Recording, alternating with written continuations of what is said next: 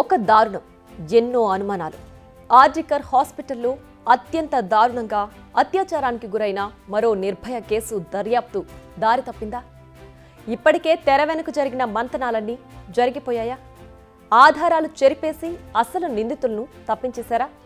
అన్నీ అయ్యాకే ఇప్పుడు సానుభూతి రాగం పాడుతున్నారా? అసలు కోల్కతా నిర్భయ కేసులో ఏం జరుగుతోంది? ఇప్పుడు సిబిఐ ఎంటర్ అయినా ఏం చేయలేని పరిస్థితిలో ఉందా? ఒక్కసారి వరుసగా జరిగిన పరిణామాలను పరిశీలిద్దాం. అప్పుడే మనకు ఓ క్లియర్ కట్ పిక్చర్ వస్తుంది.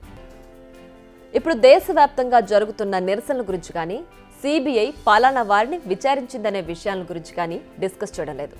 అంతకు మించి తెర వెనక ఏం జరుగుతుందో ఓసారి మాట్లాడుకుందాం. ఆగస్టు 9న జరిగింది కోల్కతా నిర్భయ ఘటన. ఎలా జరిగింది? ఎలా ఆమెను చిత్రవద చేసి చంపారు? ఇవన్నీ మనం ఇప్పటికే మాట్లాడుకున్నాం. మళ్ళీ చెప్పేంత గుండె ధైర్యం అయితే నాకు లేదు. బట్ ఆ తర్వాత జరిగిన పరిణామాలే ఇప్పుడు అనేక డౌట్స్ను రైజ్ చేస్తున్నాయి. ఇప్పుడు నేను చెప్పబోయే విషయాలు 100% కరెక్ట్ అని చెప్పడం లేదు, కానీ ఈ విషయాలు డిస్కస్ చేయాల్సిన అవసరం ఉంది. ఈ అత్యాచారం జరగగానే ముందుగా డాక్టర్లు, ఆ తర్వాత ప్రజలంతా ఒక్కసారిగా భగ్గుమన్నారు. కోల్కతాలో ప్రారంభమైన నిరసనలు ఆ తర్వాత బెంగాల్, ఆ తర్వాత దేశం మొత్తం వ్యాపించాయి. తమ ఇళ్లు లాంటి హాస్పిటల్లోనే తమకు భద్రత లేకపోతే ఎలా అంటూ డాక్టర్లు ఆవేదన వ్యక్తం చేశారు, ఆందోళనకు దిగారు. పోలీసులు 6 గంటల్లో ప్రధాన నిందితుడిని అరెస్ట్ చేశారు. దానికి తగిన ఆధారాలు ఉన్నాయంది. కాలేజ్ ప్రిన్సిపల్ సందీప్ ఘోష్పై బదిలీ వేటు వేసింది.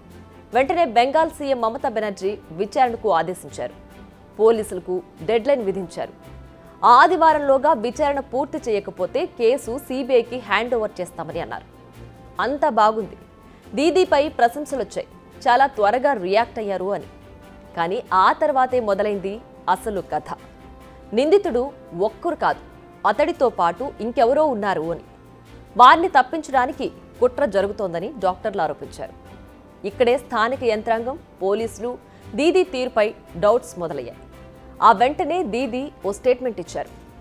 బెంగాల్ను బంగ్లాదేశ్లా చేయాలని చూస్తున్నారు అంటూ. ఇది ఆవేశంతో అన్నారని అంతా అనుకున్నారు. కానీ కొందరిని కావాలని రెచ్చగొడుతున్నారని మరికొందరు అనుకున్నారు. సరే, విషయం ఏదైనా కోల్కతాలో ఓ భారీ ర్యాలీకి పిలుపునిచ్చారు. అది కూడా అర్ధరాత్రి 12 గంటలకు వీధుల్లోకి రావాలని. ఎవరిచ్చారు, ఎందుకిచ్చారు అని ఎవ్వరూ ఆలోచించలేదు. ఎందుకంటే బాధితురాలికి న్యాయం జరుగుతుందన్న ఆశతో చాలామంది, అంటే వేలల్లో వీధుల్లోకొచ్చి నిరసన తెలియజేశారు.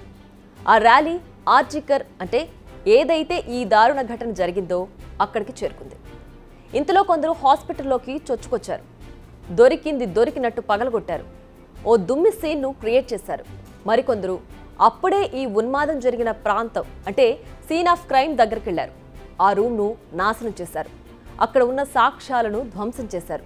ఆ ప్లేస్ను మొత్తం నాశనం చేశారు.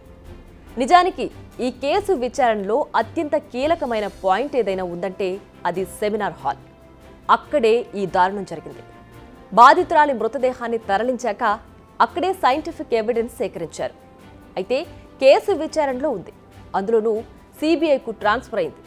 సిబిఐ ఫోరెన్సిక్ టీం అక్కడికి రావాల్సింది. అక్కడ విలువైన సాక్ష్యాధారాలు ఉన్నాయి, వాటిని సేకరించాల్సింది. కానీ ఇంతలోనే ఈ దాడి జరిగింది. సో ఎవరో కావాలనే ఈ దాడులు చేశారని క్లియర్ కట్గా అర్థమవుతోంది. దేశాన్ని కుదిపేసిన ఘటన. అందులోనూ అత్యంత కీలకమైన అంశం ఆ సెమినార్ హాల్. అత్యంత కట్టుదిట్టమైన భద్రత ఉండాలి అక్కడ. ఆ ప్రాంతాన్ని గార్డ్ చేయాల్సిన పోలీసులు దాడులు జరుగుతున్న సమయంలో అక్కడ లేరు. అక్కడే ఉండే కానిస్టేబుల్స్ మమ్మల్ని ఎక్కడైనా దాచేయండి అని నర్సులను అడిగారని తెలుస్తోంది. దీనికంటే మరింత అవమానకరమైన పని కోల్కతా పోలీసులకు మరేదైనా ఉంటుందా? మళ్లీ ఈ దాడిలో ఎవరో పోలీస్ గాయపడ్డారని సింపతి కార్డ్ ప్లే చేస్తున్నారు. ఇక సీఎం మమతా బెనర్జీ, ఆమె ఆందోళనలో పాల్గొంటుంది. దీనికంటే మరేదైనా దారుణం ఉంటుందా అసలు? ఆ రాష్ట్రంలో శాంతి భద్రతలు, ఇలాంటి దారుణాలు జరగకుండా చూసుకోవాల్సింది తానే. న్యాయం చేయండి అంటూ పాదయాత్రలు చేస్తున్నారు. ఎవరు న్యాయం చేయాలి? ఎవరు అడుగుతున్నారు? ఎవరిని అడుగుతున్నారు? ఇప్పటికే హాస్పిటల్లో జరిగిన విధ్వంసకాండలో కీలక ఆధారాలను మాయం చేశారనేది ఓ టాక్. ఇప్పుడు సిబిఐ కాదు కదా, ఎవ్వరొచ్చినా అసలు ఏం జరిగిందో కనిపెట్టడం కష్టం. ఒకవేళ కనిపెట్టినా దాన్ని ప్రూవ్ చేయడం మరింత కష్టం. అందుకే మమత ఇంత ధైర్యంగా బాల్ను కేంద్రం కోర్టులో వేసి రోడ్డెక్కి ఇప్పుడు నటిస్తున్నారన్న ఆరోపణలు వస్తున్నాయి. ఇప్పుడు సిబిఐ విచారణను ప్రారంభించింది. కోర్టుకు ప్రైమరీ రిపోర్ట్ను సమర్పించింది. ఈ కేసులో నిందితుడిగా ఉన్న సంజయ్ రాయ్ నోరు తెరవాలి. అండ్ ఎగ్జాక్ట్గా ఏం జరిగిందో సిబిఐ చెప్పాలి. అతనితో పాటు ఇంకెవరైనా నిందితులు ఉన్నారో లేదో తేల్చాలి. వారిని దోషులుగా కోర్టు ముందు నిల్చోబెట్టాలి. శిక్ష పడేలా చేయాలి. అప్పుడు బాధితురాలికి న్యాయం జరిగినట్టు.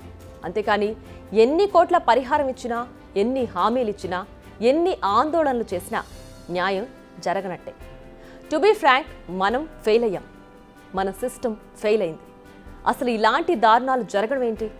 మనుషుల్లో ఇంకా మానవ మృగాలు ఉండడం ఏంటి? న్యాయం కోసం మనం ఎన్ని ఆందోళనలు చేయడం ఏంటి? బిగ్ టీవీ అవుట్లుక్ కథనాలు నచ్చితే వెంటనే బిగ్ టీవీ ఛానల్ ను సబ్స్క్రైబ్ చేయండి.